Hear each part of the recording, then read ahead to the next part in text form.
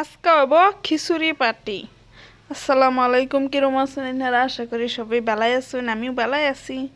খিচুড়ি খাবার মন ধরছে, রাতের 10টার সময় খিচুড়ি বানাইতেছি। ডাল যে বানায় থয়ে দিছি, ডাল মানে সিদ্ধ করে থয়ে দিছিলাম, বানাইছি না। সেই ডালের মধ্যে এখন চাউল দেহেরা খিচুড়ি বয়া দিছি, বয়া দেহেরা মশলা টসলা বাটতে হেরা খিচুড়ি বানাইতেছি। আজকে খিচুড়ি পার্টি করাম। ফুলাওয়ানেও কইতাছে খিচুড়ি খাইবো, 10টা বাজে, হেরা কেউ ভাত খাইতো না। বাচ্চা তো রান্ধা হয়ে গেছে, তাও খাইতো না। কই যাক, ফুলাওয়ানে যদি খিচুড়ি খাইবো, আমারও খাইবার মন ধরছে, তো খিচুড়ি বানাইলাই, খিচুড়ি ফাটি করে লাই আজকা।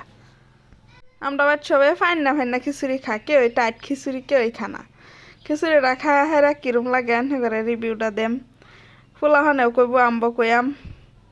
অহন খিচুড়িটা খায়া কইয়াম কিরম হইছে। একদম গরম গরম, সেই টেস্টি হয়েছে, একদম মজা।